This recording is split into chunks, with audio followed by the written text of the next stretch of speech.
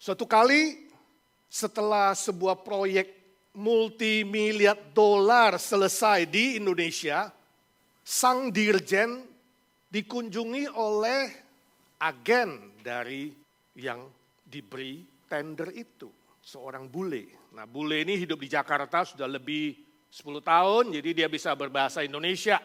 Lalu kunjungi dirjen itu dan si bule berkata, "Pak, kami ada hadiah buat Bapak. Saya sudah parkir di bawah sebuah Mercedes-Benz baru S-Class 320. Dirjen bilang, "Apa-apaan ini? Kamu menyogok saya? Hari-hari gini berbahaya, tahu nggak? Kasih-kasih hadiah." Lalu si bule berkata, "Pak, tolonglah diterima. Kalau gak diterima, saya dianggap gagal membina relasi. Gak bisa, saya gak sudi. Ya, ini berbahaya." Lalu si bule bilang, "Pak, bagaimana kalau Bapak beli aja mobilnya?" "Gila lu, saya mana punya duit membeli mobil mahal dan mewah seperti itu." Lalu si bule ambil telepon dan dia telepon ke kantor pusat. Setelah telepon sebentar, si bule itu bilang, "Pak, mobilnya seharga Rp10.000 untuk Bapak." "Yang benar. Ini bukan nyongkok nih ya, beli ya, ada kwitansi ya." "Iya Pak, saya bikin kwitansi." "Oke, saya sudi." Lalu si bule ambil kwitansi, dia buka kwitansi, dia serahkan kepada Pak Dirjen. Pak Dirjen bayar pakai uang Rp50.000. Terima kwitansi lalu salaman, "Terima kasih." Lalu si bule keluarkan dompet, dia mau kembalian. "Pak, ini kembaliannya Rp40.000. Gak usah pakai kembalian. Nanti saya beli 4 lagi, tolong kirim ke rumah saya. Besok ya, 4 lagi." Saudara, saya gak tahu apakah cerita dari teman saya ini beneran atau cerita humor. Yang pasti di Indonesia itu apa saja bisa terjadi, bukan? Mungkin gak? Mungkin saja. Ya, bisa terjadi. Pertanyaannya adalah, apakah ini yang disebut dengan syukur di atas syukur?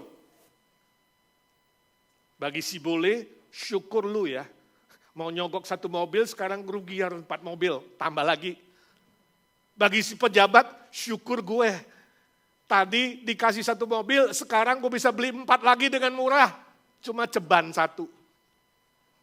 Apakah ini yang disebut dengan menambah syukur di atas syukur? Bukan, saudara. Ya, bukan seperti itu. Sebab ini adalah contoh keserakahan dan kelicikan manusia ya, di zaman yang semakin bengkok dan jahat.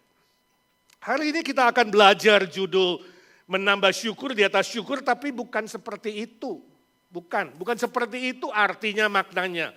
Bukan dengan motif keserakahan, bukan dengan motif agenda tersembunyi, bukan dengan motif menyogok Tuhan.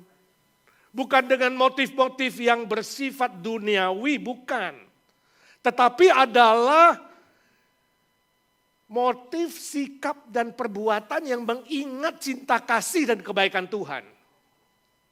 Yang tak habis-habisnya, yang terus-menerus, dan kita ingin membalas dengan ucapan syukur, dengan perbuatan syukur, yang juga terus-menerus tidak berhenti. Sampai nafas yang penghabisan. Ini yang saya sebut dengan menambah syukur di atas syukur. Mari kita baca Mazmur 116 ayat 12 sampai 14. Firman Tuhan dalam Mazmur 116 ayat ke-12 sampai 14. Mari kita membaca bersama-sama, buka suara kalau saudara masih bersuara. 1, 2, 3. Bagaimana akan kubalas kepada Tuhan segala kebajikannya kepadaku? Aku akan mengangkat piala keselamatan dan akan menyerukan nama Tuhan, akan membayar nasarku kepada Tuhan di depan seluruh umatnya. Nah saudara, latar belakangnya ini adalah bahwa si pemazmur itu mengalami ancaman bahaya terhadap nyawanya. Dia bingung, dia gelisah, dia takut, lalu dia berdoa kepada Tuhan. Dan Tuhan menjawab doanya. Tuhan meluputkan hidupnya, Tuhan meluputkan nyawanya, memberi dia keselamatan. Bukan saja keselamatan fisik, tapi juga keselamatan jiwa. Ini konteksnya, saudara. Dan setelah dia menerima dengan imannya, percayanya kepada Tuhan, apa yang dialami oleh pemazmur itu membuat dia kemudian bertekad dan bertanya, bagaimana aku membalas cinta kasih-Mu Tuhan? Nah hari ini kita mengalami hal yang sama saudara. Kita hidup di dunia yang semakin bengkok dan jahat, kita mendapatkan banyak ancaman, bahaya, ketakutan, pandemi yang belum selesai, Tuhan menyelamatkan nyawa kita. Memberi kita keselamatan jiwa dan memelihara hidup saudara dan saya sejak dari Januari sampai bulan November kita menghadapi pandemi, betul? Saya sangat bersyukur kepada Tuhan sejak Juni kita reopen tidak ada satu jemaat yang kena. Tidak ada yang bilang, oh gua ke gereja dan kemudian kena virus, gak ada. Sebab Tuhan memelihara, Tuhan pasti memelihara, amin. Lagu I Believe tadi sungguh menyentuh hati saya terharu sampai meneteskan air mata. Walau gak melihat Tuhan, kau lebih besar dari virus. Sama-sama kita gak melihat virus, gak melihat Tuhan. Tapi kita yakin Allah kita lebih maha perkasa. Amin. Mari percaya bukan hanya di otak, tapi mari kita percaya dari dalam hati yang paling dalam. Tuhan, Engkau memegang nyawaku, Engkau memegang jiwaku Tuhan. Aku ingin menambah syukur di atas syukur. Bagaimana aku membalas cinta kasih-Mu Tuhan? Kemudian ayat 13 sampai 14, pemazmur mengajarkan kita 3 hal. Bagaimana merespon, bagaimana membalas cinta kasih Tuhan dan kebaikan Tuhan itu. Yang pertama, mengangkat piala keselamatan. Artinya apa? Artinya kita selalu mengingat bahwa keselamatan yang diberikan oleh Tuhan kepada kita itu adalah hal yang paling utama. Paling penting, paling berharga, paling bernilai di muka bumi ini. Itu kita tidak boleh lupa. Kalau saudara pesta itu ya, mengangkat piala apalagi diundang sama raja itu hebat sekali. Itu berarti paling top, paling tinggi. Ya, dan saudara mengucapkan selamat kepada raja. Oh hari ini kalau engkau mengangkat piala, piala apa yang tertinggi dalam hidupmu? Piala keselamatan saudaraku. Nyawa dan jiwa kita lebih berharga daripada semua hal di muka bumi ini. Saya harap itu menjadi hal yang paling utama dan paling berharga. Paling kau tinggikan dalam hidupmu. Tuhan, aku mengangkat pialamu. Piala keselamatan ini setinggi-tingginya. Ada yang kirim saya cerita demikian. Cerita pertama contoh. Ya, ada kan sudah naik subway. Kita gak ada subway sini. Mungkin ada di LA. Ya. Bukan subway. Tapi subway. Sudah naik subway. Ya. Lalu saudara gak sadar naik subway. Handphone saudara jatuh. Waktu saudara mau turun. Jatuh. Lalu orang yang di belakang saudara kemudian tepok. Pak, handphonenya jatuh Pak, lalu dikembalikan. Apa respon saudara? Terima kasih kan? Terima kasih. Langsung saudara turun. Cerita kedua, saudara naik subway juga. Handphone saudara jatuh. Saudara turun gak sadar. Begitu saudara turun, saudara berusaha, handphoneku gak ada. Lalu saudara telepon, dari telepon umum ke handphone saudara. Dan ada yang ngangkat. Oh Pak, itu handphone saya. Iya, tadi terjatuh waktu Bapak turun. Nanti ya di stasiun depan kita ketemu di Starbucks. Saya akan kembalikan. Saudara akhirnya mengejar ke sana, ke Starbucks. Dia kembalikan. Saudara senang kan? Berterima kasihnya lebih gede gak? Lebih gede karena dia kembaliin. Saudara mungkin keluarkan dompet, kasih 200.000. Pak, ini ucapan terima kasih ya Pak. Thank you, thank you. Cerita ketiga, saudara naik subway. Handphonemu terjatuh. Saudara turun, gak sadar. Sampai di kantor, saudara baru sadar, hah? Gawat, handphoneku jatuh. Saudara kemudian telepon, gak diangkat. SMS, gak diangkat. Gimana responnya? Stres gak? Stres. Mulai mikir, waduh itu handphone mahal lagi. Yang terbaru harganya 1.200. Bukan saja handphonenya mahal, isinya lebih mahal. Ada foto, ada data, ada informasi-informasi pribadi, macam-macam di handphone itu. Sudah stres. Besok telepon lagi gak dibalas, besok SMS lagi gak dibalas. 3 hari, 5 hari gak dibalas. Waduh, sampai gak tidur. Kalau Alkitab hilang mah oke lah beli lagi. Handphone nih. Kan katanya hari ini handphone lebih mahal dan lebih berharga dari segala-galanya kecuali istri. Lalu saudara SMS. Pak, Bu yang terhormat, kalau handphone saya ada di Bapak atau di Ibu, tolonglah kembalikan ke saya. Banyak data-data di dalam. Saya akan sangat berterima kasih.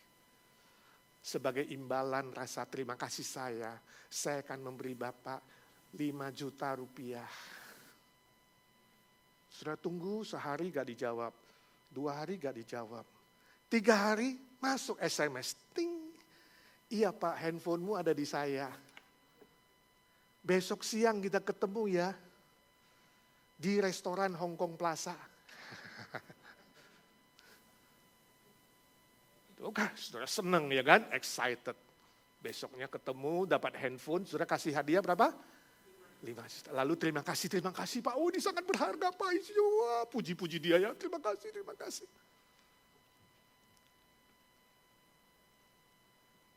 Betul? Saudara lakukan itu? Lebih berharga gak? Berharga. Handphonenya ketemu, isinya ketemu, betul gak? Dari 3 cerita ini ada sesuatu yang aneh gak? Siapa yang paling baik dari 3 orang itu yang menemukan handphone saudara? Orang pertama, betul gak? Dia langsung kasih. Tapi dia gak dapat hadiah apa-apa. Cuma kamsya gitu aja. Orang kedua dapat berapa? 200.000. Beda 1 stasiun. Orang ketiga udah simpan handphonemu berhari-hari. Udah pakai telepon ke Arab Saudi. Atau kemana aja di dunia ini. Kamu kasih berapa? Gotiao. 5 juta. Dan terima kasih. Aneh gak saudara? Ini loh dunia kita. Ya, seringkali ada hal yang aneh. Kenapa bisa demikian? Kenapa? Karena rasa kehilangan saudara lebih besar. Rasa kehilangan saudara lebih lama. Itu membuat saudara mulai melihat handphone itu lebih berharga. Milik saudara lebih berharga. Karena kehilangannya apa? Lama. Makanya kalau gak pernah mati listrik 2 hari, gak pernah kamu syukur sama listrik, betul gak? Tuhan, aku bersyukur kepadamu hari ini masih ada listrik. Nggak. Tunggu kapan? Gak ada listrik. Pernah gak syukur waktu kamu mandi? Saya mandi selalu nyanyi. Gak pernah. Sampai suatu hari kamu mandi, putus airnya. Gak ada air mandi. Baru ingat, oh ya kita perlu bersyukur sama Tuhan ya. Di Amerika mandi itu airnya gak stop-stop. Listrik gak pernah putus. Kalau Indonesia, sambung menyambung. Bisa jadi lagu saudara. Kalau gak sakit, gak rasa berharganya kesehatan. Kalau gak pernah dipasang oksigen, gak pernah rasanya, oh oksigen itu mahal ya. Perlu beli. Gak pernah syukur. Kalau saudara masih bisa bernafas. Kalau istri masih di samping, gak digubris. Coba kalau udah hilang 3 hari. Saudara cari gak? Atau syukurlah. Pas-pasan. Nanti kalau orang tuanya udah pergi, baru menyesal, aku belum sempat membalas cinta kasih mama dan papa. Udah mati. Mati, nangis, guling-guling, gak ada gunanya. Kekasih sudah hilang, baru merasa berharga. Suatu hari kalau kita udah gak bisa ibadah, baru merasa ibadah itu berharga. Saudara ngerti gak? Hari ini banyak orang Kristen dianiaya gak bisa beribadah. Bersyukur kita masih bisa beribadah, memuji Tuhan dengan bebas, menyanyi, melayani. Mari kita hargai semua itu. Nah pertanyaan saya, apakah harus tunggu kehilangan dulu? Harus tunggu kehilangan lama dan panjang baru kita bisa menghargai? Jangan dong. Jangan sampai Tuhan izinkan sesuatu milik kita hilang.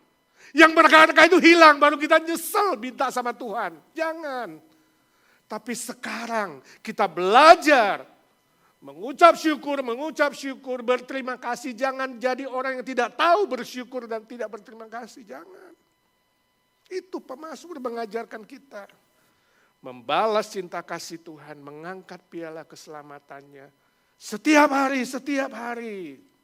Sebenarnya kita semua manusia sudah kehilangan kemuliaan Allah cukup lama, bukan? Sehingga dunia ini gelap. Jangan harapkan dunia membaik. Nantilah kalau sudah membaik, gak pernah membaik, akan memburuk. Dunia semakin gelap, semua kehilangan kemuliaan Allah dan Kristus datang dan menyelesaikan bagi kita. Menyelamatkan kita, lepas dari kehilangan itu. Kita mendapatkan keselamatan. Itu sebabnya mari menambah syukur di atas syukur. Terus menambah syukur di atas syukur. Yang kedua, pemazmur bilang menyerukan namanya. Menyerukan namanya artinya memiliki kesaksian hidup yang memuliakan nama Tuhan. Membuat nama Tuhan itu dipuji, ditinggikan, dikenal. Bukan nama Tuhan diejek, dihina, dan dipermalukan kalau orang-orang lihat kita. Bukan, tapi dipuji dan ditinggikan. Jadi bukan saja asal berseru, atau asal berteriak, atau asal bernyanyi, bukan. Tapi yang membuat orang-orang memuji dan meninggikan nama Tuhan adalah melihat kesaksian hidup kita. Baik dan benar. Ini saudara, kesaksian yang baik dan benar. Kalau tidak, munafik. Kita nyanyi hebat, kita ngomong pinter, tapi prakteknya no. Sudah saatnya kita mempraktekkan apa yang kita katakan dan apa yang kita nyanyikan dan apa yang kita percaya dengan pikiran. Amin. Suatu kali ada breaking news beberapa tahun lalu, saya baca breaking news. Ada seorang rabi, ya, guru agama Yahudi, rabi dipanggilnya, ya. Mungkin dia sudah Kristen, mungkin juga belum, yang pasti dia seorang rabi. Nah, rabi ini membeli sebuah meja di Craigslist. Di Craigslist dia cari meja tulis, dapat sebuah meja harga $95. Lalu dia beli, bayar, cash, bawa meja itu pulang. Nah, waktu pulang meja itu kegedean, gak bisa masuk pintunya. Lalu dia ambil perkakas, tool, dia mulai buka apa yang bisa dibuka, termasuk lacinya. Waktu dia buka lacinya, di bawah laci ada sebuah amplop nempel di situ. Dia buka, isinya uang cash $98.000. Wow. Modal 150 dapat 98.000. Nah, andaikan saudara yang dapat, apa yang terjadi? Puji Tuhan. 10% untuk IGNC. Sisanya masuk kantong sendiri. Tuh aku gak salah, betul gak? Tuh kita beli mejanya bawa pulang ya kan? Apalagi orang Indonesia. Si rabi bergumul, kembaliin gak? Akhirnya dia kembaliin, makanya masuk breaking news. Dia kembalikan, dia tahu ini pasti mereka lupa ini. Bahwa di bawah situ disimpan amplop. Karena penjualnya adalah sepasang suami istri yang sudah senior. Mereka lupa Saya nggak tahu istrinya yang lupa atau suaminya yang lupa, pokoknya ada simpenan di situ. Ya. Jadi saudara jangan main-main sama senior. Ya, gitu-gitu sudah lihat senior-senior kita. Duitnya banyak loh. Yang jadi anak mantu cucu EMC, hargai orang tuamu. Pelihara dia, baik-baikin. Jangan-jangan lu dapat amplopnya nanti. Yang senior-senior, mumpung belum pikun. Pulang dari sini, cari di mana ada amplop-amplop yang disimpan. Sejak dulu, mungkin 10 tahun, 12 tahun yang lalu, tolong dicari, ya kan? Ingat, IGNC belum lunas.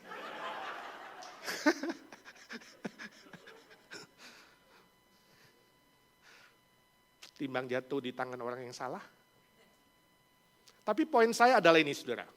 Ya, poin saya adalah si rabi memiliki kesaksian hidup yang baik dan benar. Lepas dari motivasinya kita tidak bisa menghakimi atau berkata apapun. Dia memiliki kesaksian yang baik dan benar. Mengembalikan uang yang bukan miliknya. Ini loh saudara yang harus kita pelajari. Izinkan saya tanya bagaimana kehidupan saudara selama ini. Kalau orang lain melihat kamu bicara, melihat kamu bergaya, melihat kamu berbuat. Orang-orang lebih memuji Tuhan atau mengejek Tuhan? Orang-orang lebih mengenal Tuhan atau menolak Tuhan? Orang-orang lebih meninggikan Tuhan atau kemudian menghina Tuhan? Dalam setiap aspek hidupmu, sekolah, bisnis, pekerjaan, usaha, ya, semua hal. Apakah hidupmu menjadi berkat untuk orang lain dan kemudian orang lain mengenal Tuhan dan meninggikan Tuhan? Yang ketiga, membayar nasar kepada Tuhan. Membayar nasar kepada Tuhan artinya belajar membalas kebaikan Tuhan. Walaupun saudara, kita serahkan seluruh hidup kita dan milik yang kita punya, kita tidak mungkin bisa membalas kasih Tuhan dan kebaikan Tuhan. Amin. Tapi seharusnya dalam hati kita memiliki sebuah kerinduan yang besar untuk membalas cinta kasih Tuhan dengan apa yang sudah Dia titipkan kepada kita. Karunia-karunia, berkat-berkat dan apapun. Sebab semua itu miliknya kita pakai untuk kerajaan Tuhan dan kebenarannya. Bukankah Tuhan Yesus sudah menyelamatkan kita semua dan setia memelihara kita? Mencukupkan kebutuhan kita, memberi kita kesehatan, kekuatan, kemampuan. Seharusnya kita juga belajar setia, mengasihi Dia, bukan? Melayani Dia. Inilah yang disebut nasar. Nasar, baik kita ucapkan nasar itu, baik kita tidak ucapkan nasar itu adalah sebuah kerinduan besar dalam hati. Tuhan, kalau ada kesempatan, ada kekuatan, ada kesehatan, ada umur, ada usia, aku mau membalas cinta kasih-Mu Tuhan. Aku mau melakukan sesuatu untuk pekerjaan-Mu yang bernilai kekal Tuhan. Aku mau mengasihi-Mu dan melayani-Mu dengan apa yang sudah Kau titipkan kepadaku. Inilah namanya menambah syukur di atas syukur, menambah syukur di atas syukur. Saya baca cerita di Tiongkok ada seorang dokter yang kaya raya. Ya cukup tampan walaupun gak seperti bintang film. Nah dia memiliki seorang istri yang sangat-sangat cantik. Bisa menyaingi bintang film. Nah itu hebatnya kalau pria kaya, betul gak? Kaya bisa dapat yang cantik. Walaupun kurang bagus.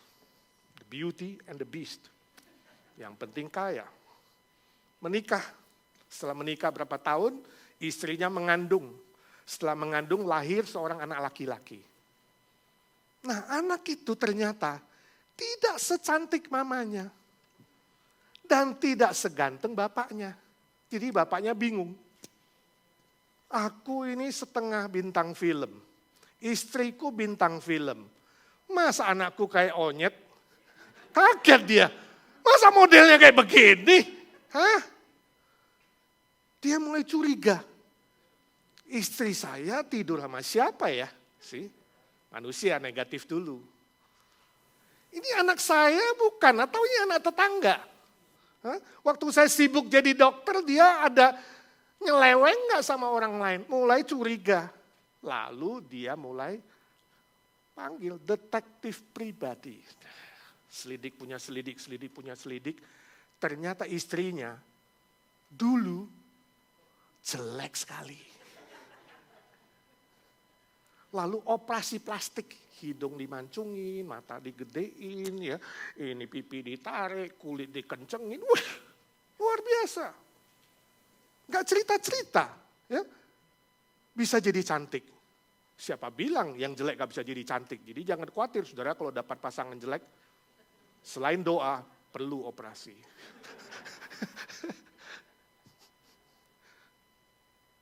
Dokter gak terima. Dia bilang, wah ini penipuan. Kenapa dulu gak ngomong? Kalau ngomong kan gue gak mau nih anakku kayak begini. Masa dioperasi lagi? Dia tuntut istrinya ke pengadilan. Ya, menuntut kerugian karena merasa ditipu. Dan dia menceraikan istrinya. Wow. Kalau saudara gimana? Hah? Makanya kalau sebelum kawin itu tolonglah buka mata dua-dua ya, lihat yang jelas. Kalau udah kawin ya udahlah buta aja. Sabu-sabu lah, sabu-sabu satu buta satu burem. Poin saya adalah si dokter itu melanggar janji nikah. Ini loh poin saya. Melanggar janji nikah hanya karena merasa ditipu atau tertipu oleh kecantikan istri yang palsu. Bagaimana kalau itu terjadi pada saudara? Yang pria, you cerain gak? Sabu-sabu. Yang wanita gimana? Sedih gak? Sama halnya kita dengan Tuhan. Permisi tanya, bagaimana janjimu kepada Tuhan? Waktu kau bilang, Tuhan aku mau mengasihimu. Kita ibarat pengantin wanita, dia pengantin pria. Dia selamatkan kita dan memilih kita menjadi pengantinnya. Bagaimana janjimu kepadanya? Setia enggak? Berubah enggak? Ya Tuhan aku mengasihimu. Karena kau berikan kesuksesan, keberhasilan, keuntungan. Gimana kalau tidak? Gimana kalau sekarang menghadapi gelombang, menghadapi badai, menghadapi kerikil tajam. Menghadapi banyak persoalan. Nampaknya belum ada jalan keluar, pandemi belum berlalu, duit makin tipis, ya kan? Apakah tetap mau mengasihi Tuhan dan melayani Tuhan? Atau saudara mengatakan, ya tunggulah kalau sudah lebih baik, kalau sudah lebih sehat, kalau sudah lebih ini, lebih itu. Yesus mengasihi kita tanpa syarat. Kalau dia mau mengajukan syarat, gak ada yang pantas, gak ada yang layak diselamatkan. Mari kita belajar mengasihi dia. Apapun yang terjadi. Bagaimanapun situasinya. Kapanpun waktunya, baik atau tidak baik. Mengasihi dan melayani Tuhan dengan segenap hati. Keluar dari hati yang paling dalam. Saudara tahu 3 hal yang diajukan pemazmur ini. Itu kata kerjanya bersifat aktif. Kata kerja aktif. Artinya apa? Bukan pasif, diam-diam, tunggulah. Ya. Statis, bukan. Tapi dinamis, progresif. Ada hati yang berkobar-kobar, gak usah didorong-dorong, ditarik-tarik, gak usah. Tapi keluar dari hati yang paling dalam. Hati nurani saudara yang mengasihi Tuhan. Tuhan, kau lebih dulu mengasihi aku. Aku berjanji mengasihimu. Apapun yang terjadi. Aku mau setia kepadamu, mengasihimu dan melayanimu. Sampai nafasku yang terakhir. Amin? Amin? Mau bertekad? Mari kita berdoa. Ya Tuhan, suara hamba-Mu sudah berhenti.